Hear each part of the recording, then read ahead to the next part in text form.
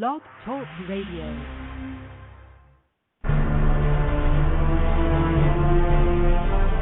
There is a mystery lurking the forested areas of the world. Many have seen something, but what is it? Are they seeing known animals? They claim they walk upright, like a human. There are so many eyewitnesses. Can they all be wrong? Is someone just playing a trick on people? Or is it possible a large bipedal being could exist in the forests of the world? You have a decision to make. Do you believe it exists? These are the topics we discuss on Sasquatch Radio.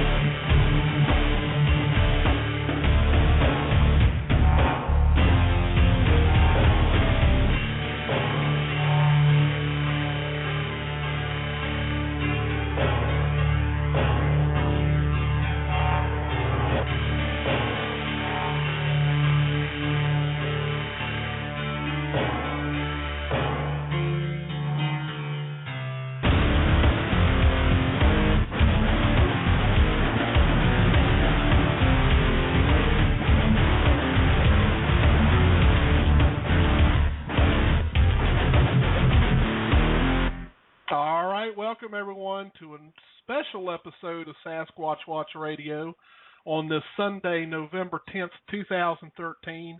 We've got a wonderful show in store for you this afternoon.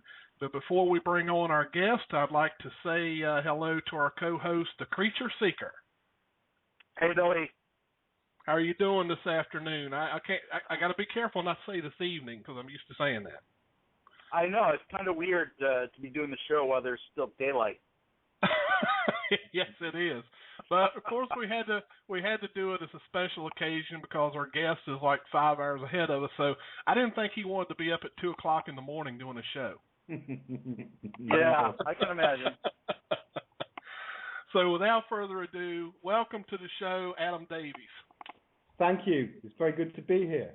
It's great to have you here. And, we've kind of been shooting around the advertising today because it's our understanding that you have a pretty good announcement to make. Yes. Would you like me to tell you a little bit of background behind it? Yes, please do. Absolutely. Thank you, guys. Okay, well, I did a show with my friend Cliff Barkman for the Finding Bigfoot.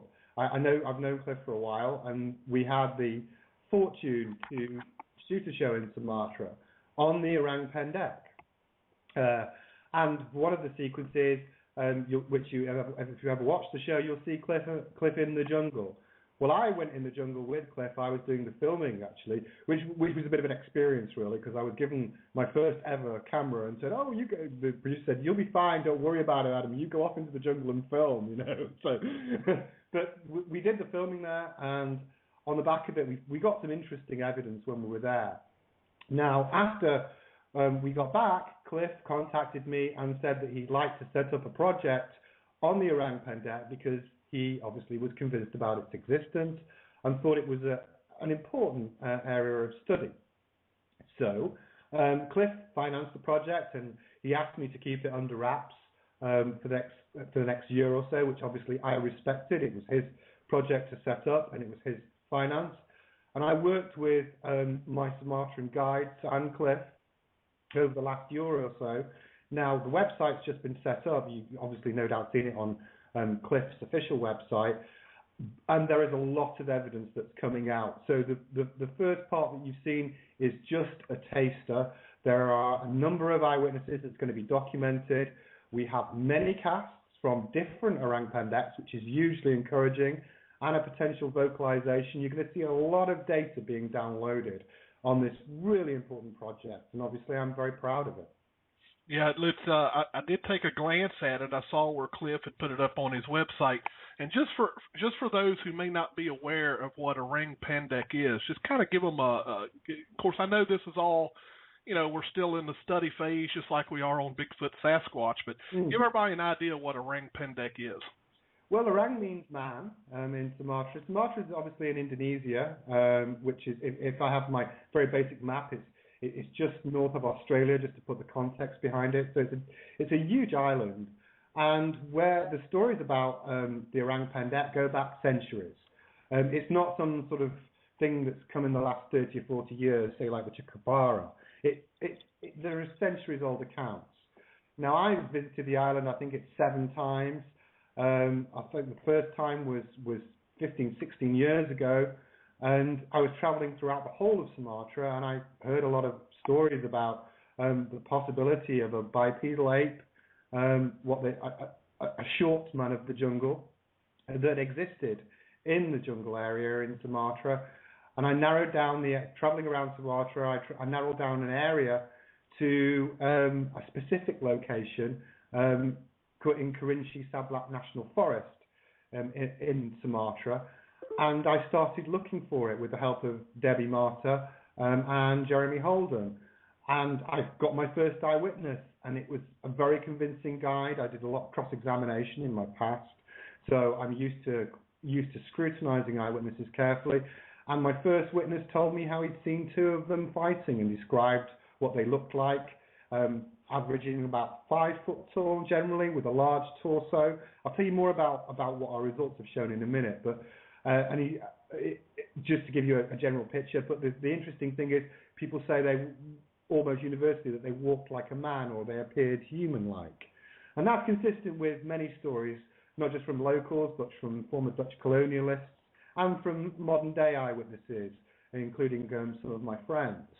So there's a culmination of data and evidence over many centuries that say that the Orang Pendek is a real living creature, a bipedal ape in the jungle today. Very good. Now, is it believed that the Orang Pendek is obviously a little bit smaller than the typical Bigfoot Sasquatch sighting? Yeah, they're a completely different animal to Sasquatch. Yeah, I've looked for Sasquatch in the US. It's a completely different animal. And this animal never really goes much beyond 5 feet, as I say. And some of the casts we've got would suggest it's much smaller than that. Some of them are only 3.5 feet tall. Mm-hmm. Eyewitnesses, the most striking thing is they describe its musculature as being greater than ours, and obviously it's bipedal, so it runs very quickly. Right. Very interesting. Well, I know. The name Orang Pendek, if I'm not mistaken, actually means short man in Indonesian. Exactly. I think. Yeah, exactly. So you're absolutely right. So you have an orang man. So you have an orang utang, an Orang Pendek, short man. Yeah. Yep. Very good. Very good. Now, Creature Seeker, have you ever been to Sumatra? I know you've traveled the world. I have not been to Sumatra. Although I will tell you that, I have a keen interest in those islands, around the Marshall and Solomon Islands, north of Australia, and Indonesia's, to the west of that. And, you mentioned the Kerinci Sablat National Park, and that's a fairly large area. That's like, to put it in perspective, like Yellowstone National Park is about, I think it's like 3,500 square miles, right? That's in Wyoming and partly in Montana in the United States. Kerinci Sablat National Park is like 5,300 square miles. So it's a pretty, as far as like national parks go, it's fairly large considering, the size of the island that it's on. So there's a lot of area there, and I think the park itself is located in a very mountainous region, which makes many portions of it, hard to access. That's exactly right. And most of it's inaccessible. And the other thing I think that's important for your listeners to understand is it's home to the most biodiverse rainforest probably in the world, with a number of rare creatures. So, for example, the most common creature that I regularly see that's rare is I regularly find tiger tracks. Yeah, I regularly I've found leopard cat tracks, jungle cat, you name it. There's a number of things there. It's the home to the very rare Sumatran rhino. So you're talking about a very inaccessible, massively biodiverse area, which already has some very rare creatures which are known to science. Now, Adam, it's my understanding that as far as tigers go, and I'm sure that that may have been kind of unsettling to know that the park itself probably has more tigers in that park than all of China, Nepal, Vietnam, and Laos. So it's very, it's probably got part of the world's largest population of tigers, but sadly, I think it's still vulnerable to poaching. I think this like Sumatran rhino is probably, on its way out being extinct, if not already so. The Sumatran rhino isn't quite extinct, but I don't have a lot of experience of the Sumatran rhino. I do have a lot of experience of tigers there, and your assumptions are correct. One of the things that I was most worried about in terms of danger there is whether a tiger is going to approach us. So why do I think that? Because I've regularly found what tigers do is they mark their territory like any cat. So you can see where they've, for example, scored trees. And right outside our camp, I found tiger prints. In fact, I have a lovely tiger podcast from a large tiger that was really pacing outside our camp one night. And I've been very close to a tiger in the jungle. They have small black flies around them, and they smell like a wet cat. They are very vigorously active in that area, which seems bizarre, but it's true. I mean, that is the area you are dealing with. When you go into some of these areas, it looks like Jurassic Park, guys. It doesn't look like it's so beautiful. It's an amazing place. Apart from the leeches, which Cliff and I did not enjoy, and I've never enjoyed, it's an amazing place to visit. Really special. Yeah, it sounds like a neat place to go. Oh, you'd love it. I mean, it takes your breath away, and the wildlife is so vibrant there. It's under a lot of pressure, and poaching is a big risk there. Again, as you say, and there's a simple economic reality around that, because if you are a poacher there and you kill a tiger, you can effectively buy yourself a roof and windows on your house that you're building. So the incentive is to encourage people not to poach tigers. But there's a lot of money in it. As you can imagine, there's markets for anything tiger in the Far East, and they'll pay top dollar for it. So, people like Debbie have done a lot of work on tiger conservation out there, but it's an uphill struggle, guys. It really is. I bet it is. Wow. Now, have you ever run across any poachers while you were out there researching? I haven't met poachers while I've been out there. I can tell you too. I mean, I've seen snares on a number of occasions, which we've removed. One of the guys I had on one of my first trips, he was jumped by some poachers. Pendy, he did the tiger conservation, and I think he was jumped by 4 poachers. But he was a big guy, and he broke one of their jaws. So they were attacked. And I'm not sorry he broke that guy's jaw. I would have joined in too, because they're scum. Yeah, that kind of thing is really upsetting. Yeah.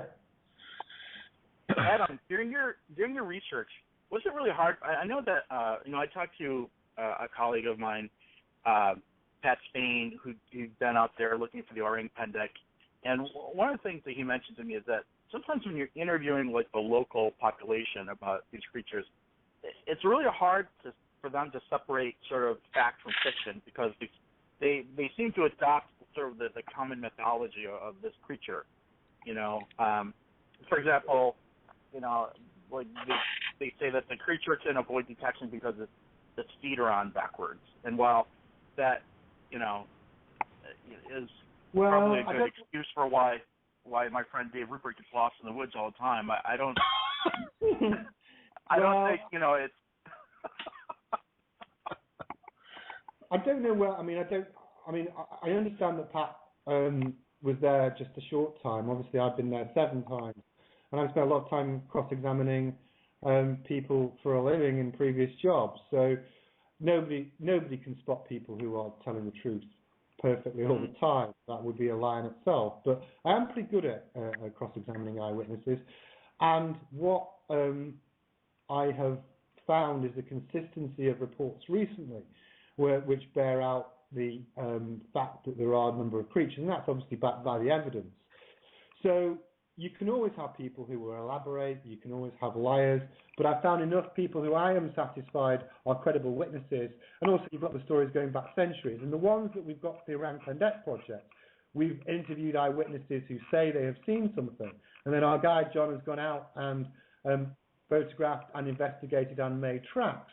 And those tracks are consistent with the ones that I got as part of the team in 2001, and that track was analysed by Jeff Meldrum and by a primatologist at Cambridge, David Chivers, as being from an unknown primate.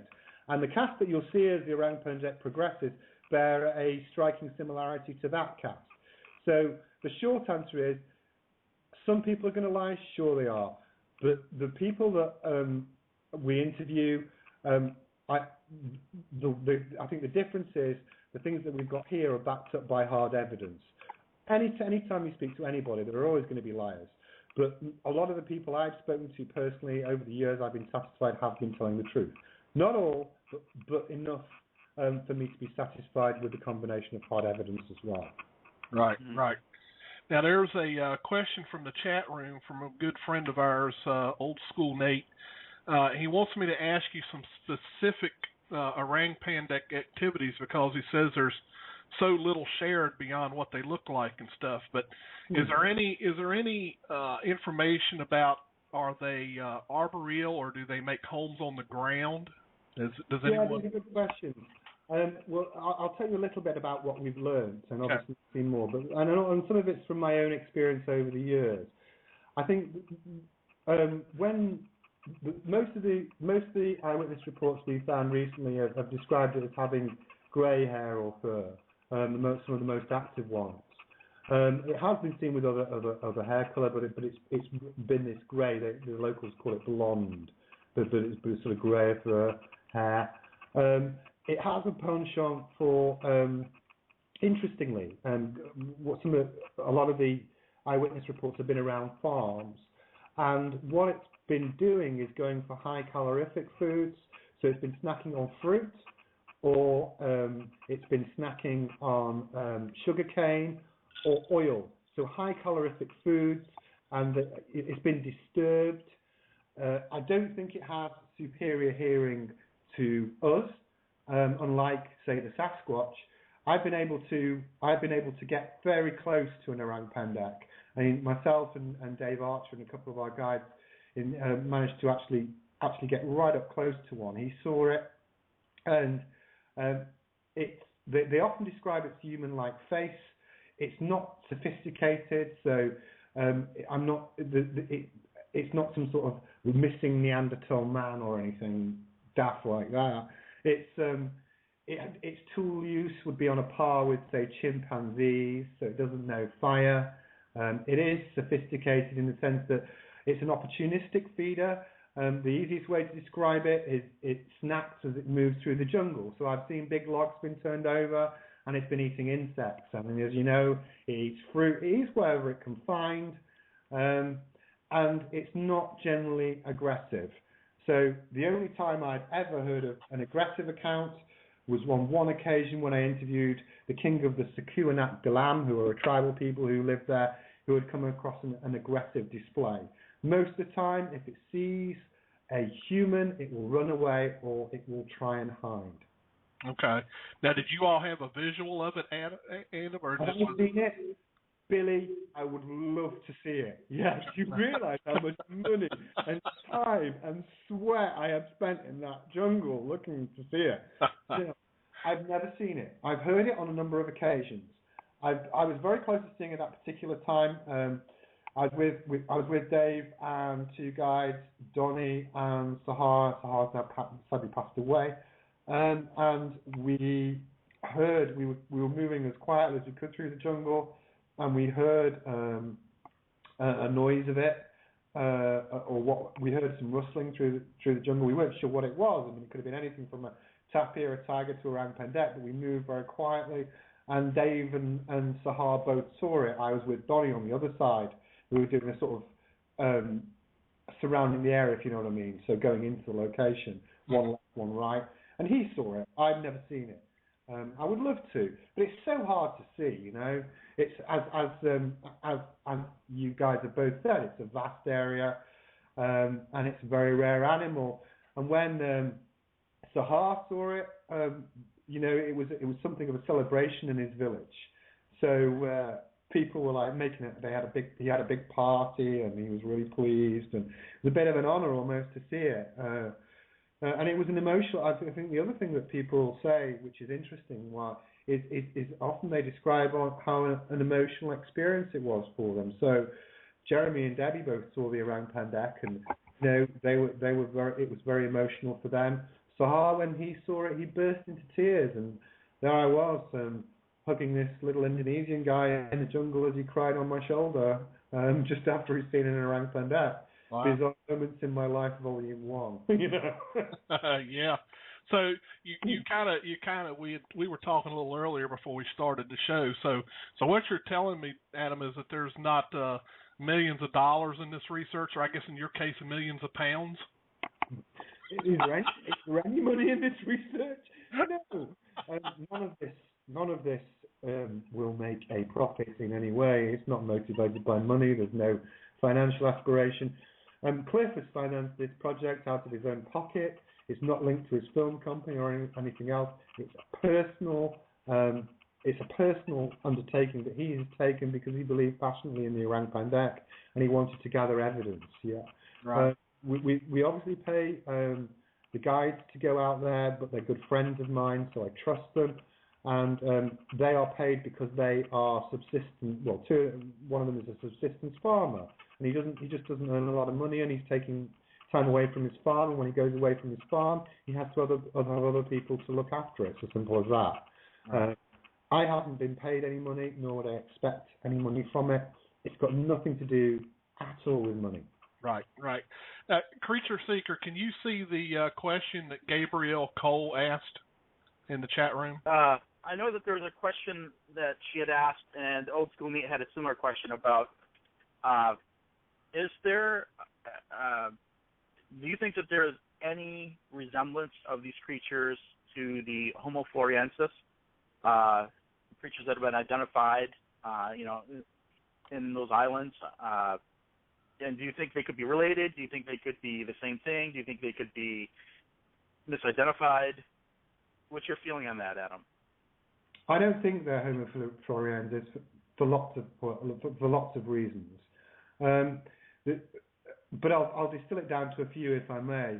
The most important one is the physical descriptions of Homo floresiensis. I knew about Homo floresiensis a while ago. I talked to Henry G., who's the editor of Nature, when it was coming out. We were doing a TV show together. So I had an opportunity to talk to him about that research and got it almost, first-hand practically, because he was involved in that, as you know, for Nature magazine. No, the physical descriptions of the Homo floresiensis are very different to the Orang Pendek. This is a large bipedal ape.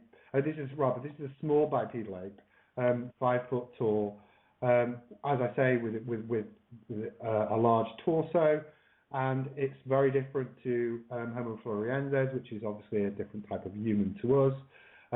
The anatomy of the footprint of a Homo floresiensis is also very different to that of the Orang Pendek. And when you'll see a number of casts up on the website from the things that we've found, and you'll be able to see the divergent toe and the short heel as opposed to a longer heel with an orangutan. There's also a much greater tool use and sophistication with floresiensis than there ever could be with the Orang Pendek. There's no history of them hunting with any sort of tool use. As I say, they're opportunist snap feeders.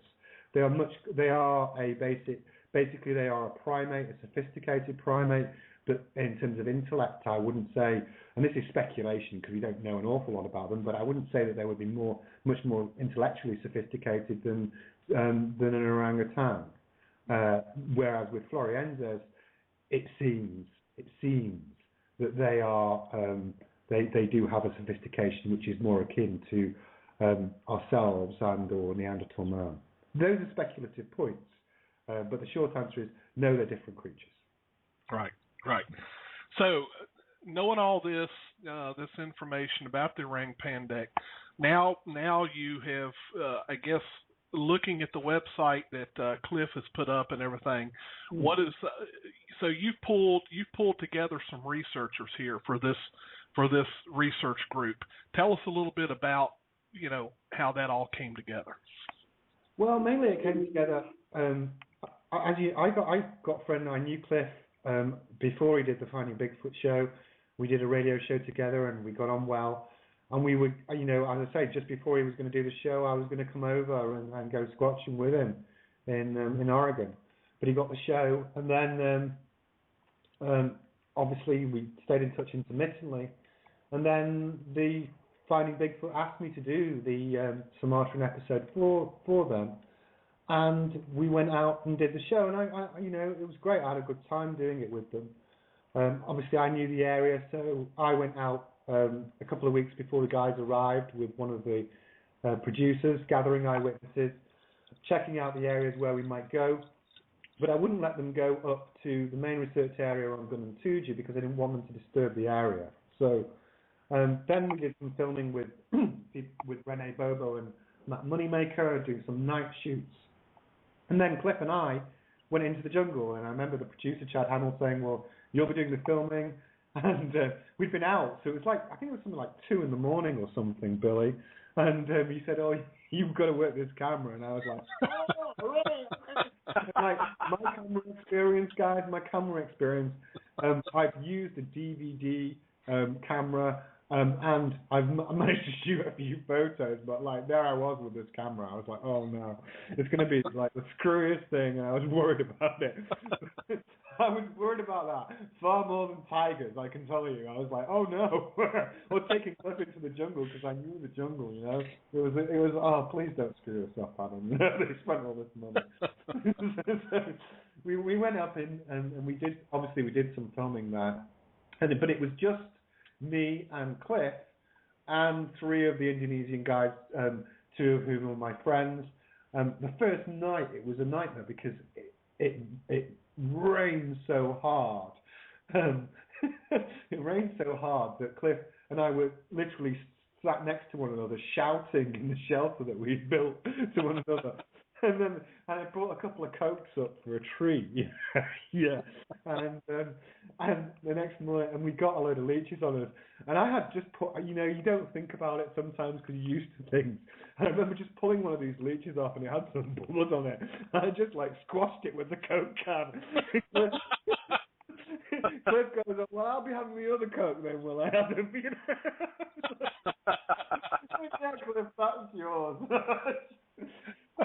And we got on really well. You tried some of the local chili fish and rice, because I ate rice for weeks, and I got really sick of eating rice and chili fish up there. I said, you've got to try it. So Cliff tries it, and he's like, screw this chili mudfish, it tastes disgusting.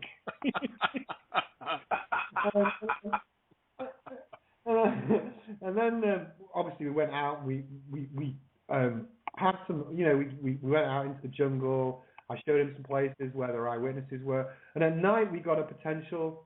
We did some night shooting, and we got a potential Orang Pendek vocalization, which Cliff, some of this research is new, and we're going through it. So Cliff sent me that only the other day, and we were listening to that, and that I'm sure will be up on the website at some point. No one's ever, I don't think, captured the sound of it. People have found prints before. And people have.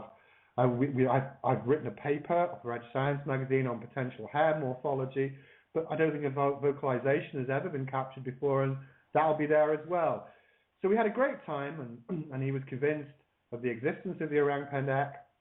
And then afterwards, he came back and said, "Well, why don't we set up this project?" It was his idea, it wasn't mine, but I was delighted to be involved in it, and the results are great, guys. You'll see it as it unfolds. It's obviously Cliff will put things up as and when he's got time in between shooting schedules.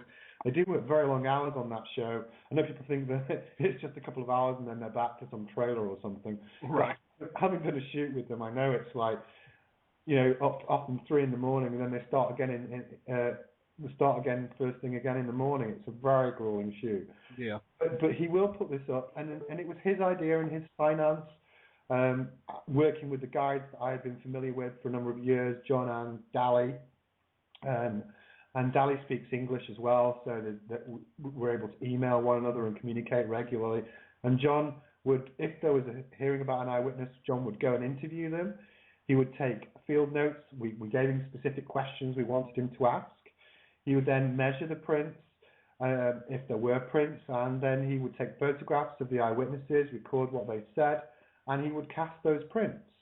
So there's lots of things to come. I'm sat here right now with 4 copies of the prints that we've gathered, and one of the encouraging things for me is I can see clearly that they're from different Orang Pendeks, different animals in the area moving around.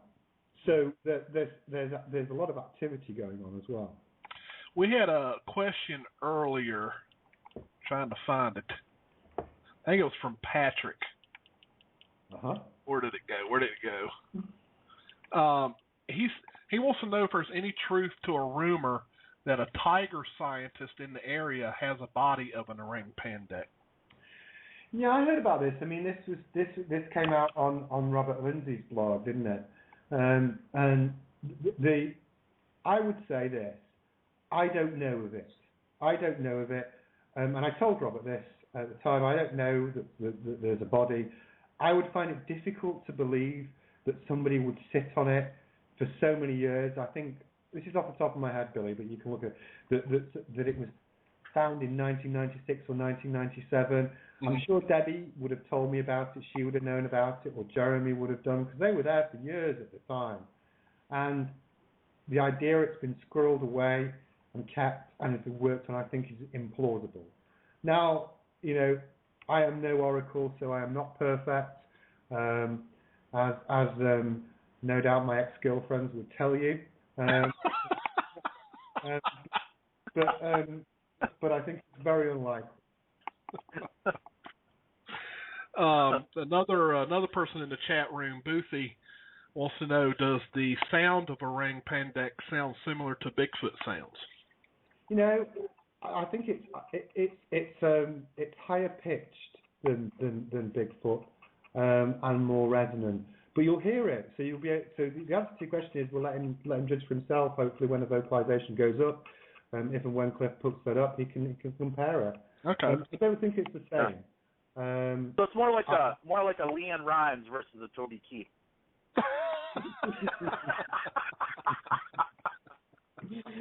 I'm waiting to hear who's going to ask me in a minute who would win a fight between Sasquatch and the Orang Pendek. Well, I don't know. They always say the bigger they are, the harder they fall. So I don't know. I give it to Sasquatch, guys.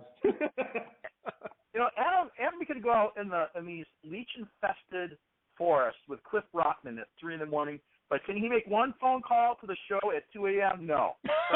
So I understand where we rate. Well, hey, Bruce, he did say that when he comes back into America, he'll give us a call. We can go out and we can be leech infested with him. That is no treat, believe me. Those leeches. They seem to like me, leeches. Girls don't like me, leeches do. No, I'm joking. I do have a lot of. There are some very unpleasant leeches there. There's small ones, small brown ones, which aren't too bad. You can pluck them off. But there's these green ones. Anything that's a green leech is not going to be a good call. If you see one of those on you, you just think, oh, this is gross. Well, that's kind of the way Bruce. That's the way Bruce looks at his food. Yeah. Oh, funny.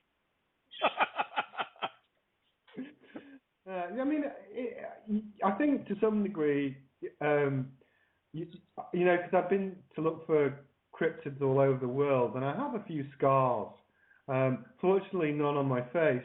So apart from one that healed, but I think that's part of it. I think if you suffer a little on reflection, that feels good. Yeah. All right, go ahead, Bruce. I know you got some more questions. Well, no, most of my questions sort of center around that whole area. It's, for me, that whole area above Australia, all those thousands of islands, represent such a treasure trove of potential cryptids. And so, Adam, while you were in Sumatra, did you come across mythology or legends of any other types of cryptids supposedly living in the same area as the Orang Pendek? Yeah, there are. Both of you may have seen the stories about these very small creatures that were talked about, which looked like humanoids, which were identified by park rangers. That's interesting. I haven't researched much into it, but I would do. There's also, when you talk about Solomon Islands and round there, I met a judge who had worked out there in the Solomon Islands, and he was telling me about a specific island where there are stories about bipedal, almost like Homo floresiensis men on one of the islands there. If I had the money, I would go, because this was a very cogent and sensible man who talked to me after court one time in one of my old jobs, and we were talking about it afterwards, and he said, you should go, but the problem is it costs thousands of pounds to get over there, so I never got around to it. But I would, if I had the money, I'd go, because I agree with you. There are a number of potentially untapped areas for cryptid research around there. I've been everywhere from Mongolia, China, Russia, the Congo, obviously the US. I could reel off a whole list of countries, but that's one area I haven't been. So anywhere new I'm kind of interested in. I'm always like to push the fold, so I do it. Now, Gabriel Cole wants to know if you're talking about the Australian brown jacks. No, I'm not talking about those. I'm talking about a creature on the Solomon Islands, which is different. Cliff talked about the brown jacks in Australia. I've been to Australia. I was looking at the big cat stuff. I've never looked for the yowie in Australia. I would love to. And the speculation, I think, whether the brown jacks could be a derivative of Ibugogo, it's certainly interesting. But I don't, because I've never looked for the yowie. I wouldn't call myself any sort of expert on it. I'm interested enough to go. I've spoken to a couple of researchers who've got some really good evidence of the yowie, but maybe that's for another time. Okay. So, Adam, can you tell us a little bit about the extreme expeditions? I'm not part of that anymore. I've got my own website that I'll be setting up very shortly. So it's not. So you were a part of that, but you're sort of branched that off on your own now? Yes, that's right. Okay. I'm going to be doing my own research. I'm going to set up a website very shortly. I haven't been part of that for over a year, I think. So okay. Most of the stuff I do is certainly over the last year or so I've done with colleagues, and I'm carrying on doing that. Very interesting. Now, Boothie has another question. He wants to know, have you ever heard of any of the local tribes people there claiming to have a habitual interaction with the Orang Pendek, similar to what people claim about Bigfoot here in the U.S.? That's a good question. No, is the short answer. I'm fully aware of the habituation and the research. I think that's a way of putting it. There is researchers and habituators differences in the U.S. No. There's no accounts that I'm aware of where people have had regular and persistent interaction with the Orang Pendek. Normally, the classic Orang Pendek eyewitness thing is that they come across an Orang Pendek and they're surprised. They're surprised because they see it eating fruit, or they come across it in the jungle, or it's in one of their little farm areas and it's eating oil or sugar. And they come across it, and it's a bit of a shock. So it's they're always surprised by it. It's never. I think there's only a couple of people who have ever seen it on more than one occasion. Right. Yeah. Yeah. That's a good It's question. kind of like a one-time thing. Yeah. Yeah. You know, Adam, here in the United States, we have this one report of a farm down in the southern part of the United States where this Bigfoot, who's named Fox, periodically comes and knocks on the door asking for garlic. So I always wondered if there was like an Orang Pendek version of that where the Orang Pendek knocks on the door asking for like chili fish.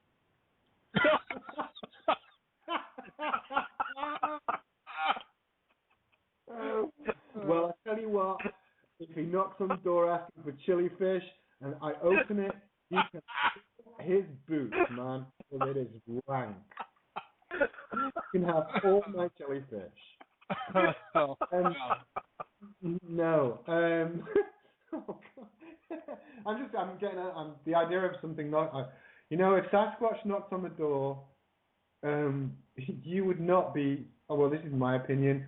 I don't think you'd be blithely handing it. I think most people would sort of crap themselves, you know.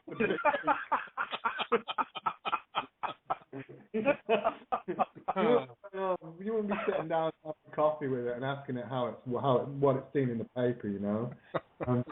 No, there's none of that. That would, you know. Oh no, I mean I do believe in Sasquatch. I think it's a real creature. It's amazing of all the cryptids. Sasquatch is the most amazing. But no interaction on that level, guys. Has anyone ever? Old school Nate says, is there any accounts of them using tools or any other specific activities other than eating food near houses? Well, yes. There's no accounts of them using tools. I mean, and that was one of the things I was keen to investigate, because it was whether they would have a sophisticated tool use. I was very interested in, but I've seen no evidence of that whatsoever. There's no evidence ever of them using tools in any way, and that's probably one of the reasons, you know, I speculated to a degree that it may have kept its existence. So let me explain what I mean, because there's been speculation about whether Homo floresiensis could still exist. If anything used fire in any of these areas, even in the remotest areas, I'm thinking of the most remotest places I've been, and I have been to some places. So the Lacula Swamp in the Congo, yeah? That's remote. Sure. I was with pygmies in the Lacula Swamp, yeah, which makes Sumatra look like some sort of, like Florida, you know, some sort of holiday house, you know, house by comparison. But if a fire had been seen, because it can be seen for so far, local hunters would come and local hunters would kill it. That's the reality. Yeah. This is the way these things work. So they don't have fire, and the only way that a creature, say Homo floresiensis, could exist today would be that if it had abandoned fire use because it was being wiped out. So no, it's very it would be loath to do that, and I would, you know, I'm very skeptical of anyone who says, well, you know, these things could be Neanderthals or whatever else, because they would have to have abandoned all the skills that they had spent many thousands of years acquiring in order to just exist. Mm-hmm. Right. I can see fires a long way, even in remote areas. If I saw a fire, I would go to it. Yep. Yeah, exactly. You get out into an area, you know, forested area like that, you're going to light the place up. I mean, you're going to be able to see it. Yeah, absolutely. Any more questions, Bruce? I was wondering if Adam was actually planning any future expeditions out there, considering the success he's had with his past ones with Cliff. Considering the success, what? Sorry. Considering the success you had on this past expedition, are you considering any future expeditions out to the, Cairns Sablat National Park? I'm always considering future expeditions. Normally what I do is, and I've done this for many years, often I'll think about what I want to do for the following year. I'll have a few ideas in my head, and then around Christmas I'll sort of decide which are the most likely things that come along. To some degrees it's shaped by circumstance, so I like to do films. So if a film comes along, I do one of those, but I also like to set up on my own ventures as well. I like to, if possible, go with like-minded people. So, I may ask people who I know or friends of mine to come with me on something and do that investigation. And often I'm researching several things for a number of years before I do them. But I always have, say, generally what happens is I have 2 or 3 things boiling on the pot over the year. I narrow it down to maybe 1 or 2 by Christmas. I'll see who I might want to take with me as part of the team, and then I'll go off and do them the following year. So a couple of possibilities, and I think I should know what I'm doing by January. Do I have a specific plan to go to Sumatra? No, I don't, but that could change. I don't always go where I think I'm going to go in November. You know what I mean? For May sure. or September or whenever I go. But I do obviously love this stuff. If I could do it full time, I would do it full time. But I have to earn a living. Yeah. Jeremy James asked, "Have you ever seen one of those giant bats?" What does he mean by giant? Have I seen a flying fox? I guess is there giant bats up there in Sumatra? Is that? I see what you mean. I've seen bats. I don't think I've seen a giant bat. I've seen a flying squirrel. I've seen very large bats in the Congo, but I've not. There are bats in Gunung in a particular cave. Whilst they're large, I wouldn't call them giant. Yeah, I like bats, but obviously I'm not looking for them, so I'll investigate. There's not a lot of caves around Sumatra. There's only one cave area in that location, which has a couple of bats, but there's no real opportunity to see them in the area that I'm researching. Okay. And then there was also a question from Gabriel Cole. Does Mr. Davies worry about the future expeditions since scientists are predicting that Mount Toba is predicted to explode again in the near future? Well, the greatest, as I understand it, the greatest volcanic eruption that ever happened was generated in Sumatra, which caused a lot of it. I think nearly sent us to the edge of extinction almost. It's a very volcanic area, and there are pyroclastic volcanoes.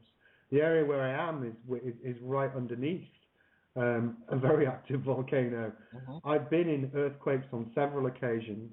One was so intense that the ground seemed to it became like liquid under my feet. Wow! It was the weirdest thing. And then there was another time where I got out of Sumatra only a day before there was a massive earthquake that hit Padang. It's a very volcanic area. It's very volatile. There's nothing you can do about those things, though. I do worry that it's in an area. There are a number of rare species there, not just the Orang Pendek, which could potentially be wiped out. It's already on the edge of extinction and could potentially be wiped out, overnight. But there's nothing you can do. You just have to hope that doesn't happen and that they carry on. Right. Now here in the U.S., I don't know if this is very true in some of the other areas, but here in the U.S., one of the big issues here on the research of Bigfoot and Sasquatch is if you are of the kill or non-kill. So Patrick Cassidy wants to know: Are you more of a kill or non-kill type of person when it comes to the discovery? I'm a non-kill, and the reason is there will always be people who say habeas corpus, show me the body. But I don't think, if you speak to most scientists these days, So if you spoke to Professor Sykes or Todd Dissertel, for example, two people who are well known in terms of research, and neither of them would say that it's a requirement that you have a body. And what you would say is that you can extrapolate from hair samples and other such things, DNA necessarily to show beyond reasonable doubt that such a creature exists.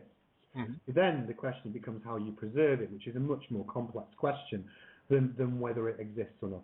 You don't need a body these days. I mean, DNA research has moved on even in the last couple of years, much more than we could possibly.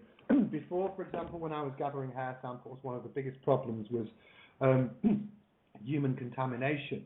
And that was always a problem, that you said, the samples were often contaminated because it's very difficult to gather them in places like that, or humidity decomposing them. Now, while that's true, now the sophistication and the techniques that they've developed now negate a lot of what used to be a massive problem.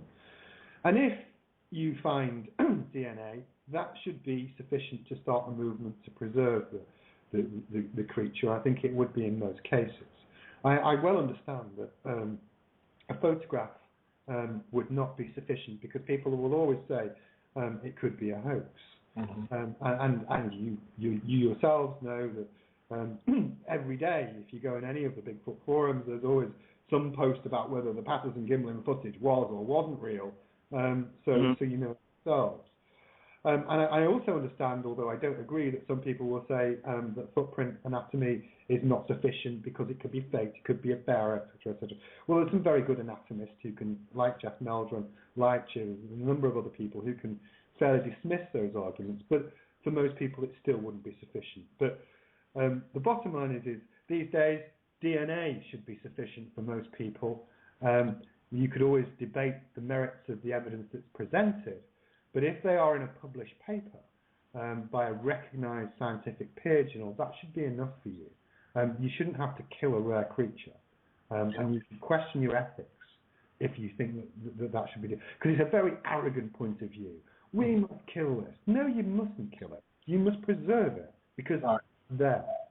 Well, that we don't know how many there are. I mean, we don't want to endanger a species, you know. Yeah, exactly. You go killing it. You know, you could completely upset a very delicate balance there. I just don't think there is a need to do that. Right. Billy, I like to think that I'm from the no-kill camp, but I'll be honest with you. If I'm in the jungle and something's coming at me with little monkey hands, I'm gonna be ready to throw down. Yeah, you talk big. I hear this from so many people. You talk big. You, in reality, would be weighing up Billy and thinking, I can run faster than that guy. I am winning. That's what you would do. Well, let me give you this may be a survival point, Adam. I'll let you know this little tidbit of survival. Mm-hmm. If you're ever out in the woods with Creature Seeker, just make sure you bring a prime rib with you, and then if something comes as you're running, drop the prime rib. Drop that and just keep going. Okay. I'll do that. Well, if I hear one of these Sasquatches roar, I'll just tie his shoelaces together real quick and tell him to look the opposite direction. We'll film what happens next. It's going to be a few minutes for him, but we'll have some great footage. That's for sure. I'm not joking, mate. Oh man. Any other questions from you, Bruce? No, Billy, it's just hard for me to be scared of a short little man. But the tigers, I give them wide berth. I have a lot of respect for them. I don't know. Adam may be right. Maybe if I saw it in person, I'd be, hightailing it out of there. I don't know. Well, if you stop and think though about the orangutans and how strong they are. They're very strong. I mean, this creature. I mean, if you think about a chimp, say, which is much smaller than us, and it's say the strength of say five men, yeah. The heavyweight boxer of the world would not win a fight with a chimp, yeah. The chimp would kick his ass all over the ring, yeah. So you're not going to be. I mean, but in reality, the thing I say to people on my expeditions, if they see a cryptid, is I say, look, don't tell me the cryptid's there. Take a picture if you can, yeah, because that's marvelous. That's what we do. So, joking aside, I don't think you'd freak out. I think you just want to take a picture. I think you'd be fascinated. I think you'd be emotionally overwhelmed. It's like, you guys will have a lot of experience with people who have seen Sasquatch and how profoundly interesting that is for them, and how it can almost turn their understanding of reality. In the same way, for the Orang Pendek, if you see something that walks like a man or behaves like a human, it's disturbing. It's not like if you see a tiger or if you see another rare creature. That's fascinating. Yeah. That's fascinating, but it's not divorced from your reality. If you see a Sasquatch or you see an Orang Pendek, you will play seeing the Orang Pendek, or you have an interaction with the Orang Pendek or Sasquatch, you'll play that over and over and over again in your minds. Yeah. Always and forever. It will never go away. That's a good point. Adam, in your travels, I know, so you've obviously been all over the world, and I would love to. We don't have the time, on this show, but I'd love to hear some of your tales from other parts of the country, but other parts of the world.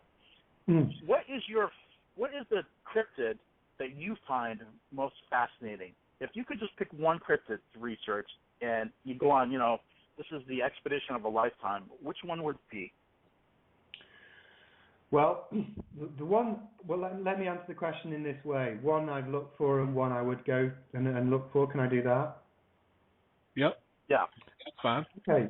The thing that, I'm not trying to flatter you when I say this, but the thing that I find most fascinating of all the cryptids that I've ever looked for is Sasquatch. You are blessed that you live in the United States, yeah? Not just because you have better food than anywhere else, in my personal opinion, because I like it, and I'm not eating chili fish or something monkey or whatever else. I think you have amazing forests, truly amazing forests, and I think the Sasquatch is a remarkable, fascinating creature. It's extremely bright. If I had been born in the US, I would be wearing a bark skirt right now because I'd be in those damn woods all the time, It's just amazing. It's amazing. I love the Sasquatch and anything about it. It's and I would. I could go on, but I'm not going to. If I was going to a place that I've never been and to look for a creature, I'm always more interested in hominids. I've looked for lake monsters as well, but hominids interest me the most. I'd love to go to Bhutan and go in there. The king of Bhutan has a Yeti tracker, or did. I'd like to go there. I'd go to the Solomon Islands, but Bhutan's too expensive for me to go to. Just to be there is $220 a day, Wow. before you start. Wow. So I can't afford it. But I would love to go there. But guys, you're in the best place. You really are. Well, Adam, sometimes we don't feel that way. Yeah. Adam, if you ever come to the United States in search of Bigfoot activity, do not go to Clearfield County, Pennsylvania, because that's a Bigfoot-free zone, and the only activity you'll experience is boredom. So just keep that in mind. Well, I've been to America to look for Sasquatch, and I would go back again, I'm sure. But I won't go to the place which bores the heck out of you. Somewhere else. Believe me, Creature he'll suffer for that one later. I'm going to ask one last question from the chat room from Gabriel. Do all the locals in Sumatra agree that this animal exists, or is it only in certain areas of Sumatra? Well, it's like anything. I think the more removed you are from it, the less likely you to believe. So if you went to, and people don't travel as much, people have more access to technology than they had. when I first went there 15 years ago, you couldn't get mobile phones and things like that. Now, the last time as I was going up the mountain, one of my guides was on the phone to his girlfriend going, "I love you. No, I love you more. No, I love you." And I was like, put the damn phone down. Yeah, you'll love her when you get back. She'll still be there. You know, just give it a rest, boy. Come on, Adam. You and Lori don't do that. Well, it's just the bitterness in me about romance, the romance of youth. My youth is gone, Billy. What can I say? I am not 18 like I was. It's all over for me, you know. Some nights and cocoa. No, I'm joking. I was at the bar the other night. I have a more interesting life than that. I promise you. No, but the technology has changed. So if you go to Padang, people will say, "Oh, we don't know what to talk about. Orang Pendek, yeah, that's the nearest city." If you go to the villages and stuff like that, where people are more used to it, they'll say, "Well, yeah, it's a real creature." I think a number of the Sumatrans are proud of it. And, you know, I've spoken to, the Indonesians are generally, if you're asking me the government would take an ambivalent attitude. They would neither confirm nor deny the existence of the Orang Pendek, I think. It's just not an issue that's important to them. But I remember a few years back, I spoke to the governor of Kerinci, of the Kerinci area, and you know he wished me the best of luck, and he was as positive as he could be. So there was no sneering about the existence of it. People were fairly open, and that's good, you know. I think I don't feel like I have to justify what I do to everybody I meet. I'd like you to obviously be with me on these things, but if you don't want to be, that's fine. I'm not a politician, thank goodness. I'm not standing for any election. It's up to you whether you take or leave what I say. What I try and do is get scientific evidence to back up my assertions. Mm-hmm. So, you know, if to cut back to your example earlier, guys, if the Sasquatch was knocking on my door, and I was giving it garlic every night, I'd try and get a photograph of it, or if it wasn't looking, pull a tuft of its hair off its butt and send it over to Professor Sykes. You know what I mean? Yeah. I would anything that you get and that you need to get needs to be documented and recorded and independently and objectively, scientifically analysed, and that's what I try to do. Right. Well, one thing's for sure, Adam, if you ever come over to the U.S., you come out here on the East Coast, please look me and Creature Seeker up. We'd love to go out. We've got places around here that we could certainly take you to where you will not get leeches on you and we won't make you eat rice. That sounds good. You don't have to worry about tigers either. Well, I'd love to. That would be very kind. I'd love to go. I've never. My research in America is concentrated on the Pacific Northwest, and I loved it. But I've never been out to the East Coast. You know, Brits, what they do.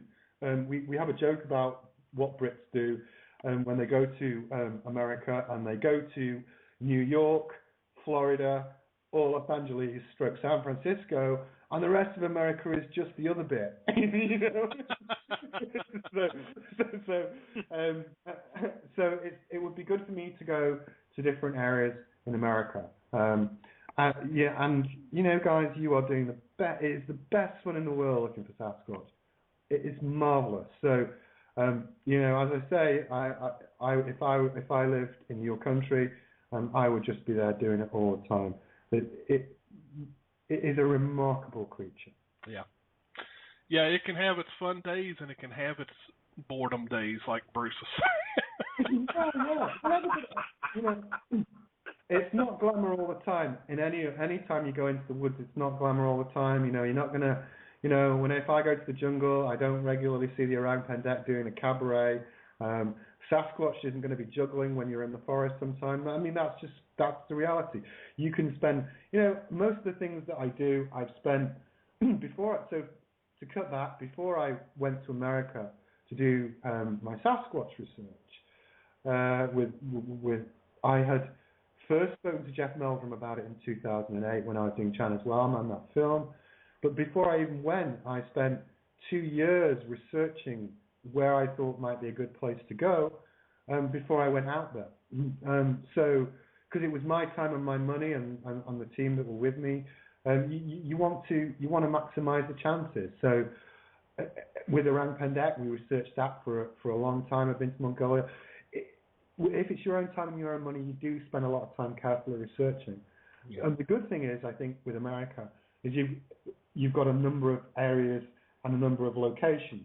The hardest thing about America, for somebody who isn't American, is deciding which ones are credible and which ones aren't, I think, because you've got so many people in so many areas. You think, well, where do you begin? You know? Yeah. Oh, yeah. Yeah, sure. We have that trouble ourselves. Where do you begin? Where do you start with? I mean, that was the thing I found most difficult when I was...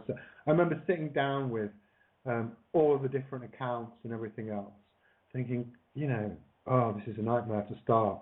And I put it off for years and gone to other places because I thought, I'll get around to America, I'll get around to it, And it wasn't because I wanted to go, but it was a bit like a tricky school. When you were doing homework at school, I'll leave that. I'll watch TV. Right. That was a mistake I made because I should have gone earlier. Yeah. But I've experienced it now. Yeah. Well, it's been a great show, hasn't it, Bruce? It has been wonderful, Billy. Just so you know, Adam, we have had some folks say that they really enjoyed the show, and you were a great guest. And okay, thank you. Very informative, and we're not kidding. When you decide to make a trip to the U.S., please let us know, and we certainly would like to maybe spend some time with you and take you to some places here along the East Coast.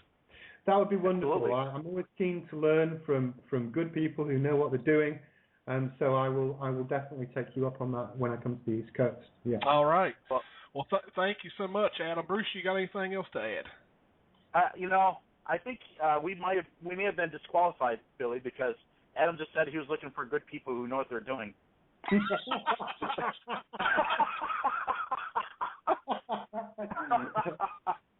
Do your best, Bruce. Do your best. That's right. Okay. That's all you can do. Thank you so much, Adam. We greatly appreciate you taking time out of your evening to join us. No worries, my pleasure. Nice to speak to you both, guys. I really enjoyed it. It was good luck. Yeah, thanks so much, Adam. No worries. Bye. Bye-bye. All right, well, that wraps up another one, Bruce. And another fun show, Billy. Another fun show. We got another one coming up Tuesday night. We still have our Tuesday night, and, of course, we are going to have... Well, I'll let you do it. You don't want to talk to him. I'll let you introduce who we got coming up Tuesday night. So Tuesday night, if he's gotten over his bout with leprosy, will be will be Jerry Hine from. He's a Bigfoot researcher who lives out on the left coast of the United States, and he got some interesting stories, and he's a really great guy. So I hope he's feeling better, and hope he can join us. Yeah, it should be a very, very interesting show. So I want to thank everyone for tuning in to our special edition show that we had this afternoon. So definitely join us Tuesday night, 9 p.m. Eastern, as we bring Jerry Hine on the show, and we'll have another interesting show. So if we don't have anything else, everyone have a great rest of their Sunday evening. Good afternoon, everyone. Good afternoon.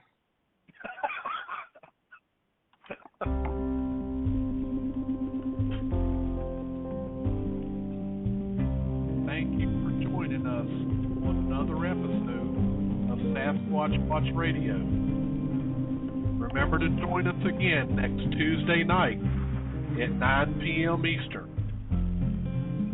We appreciate every one of our listeners. Thank you so much for being here.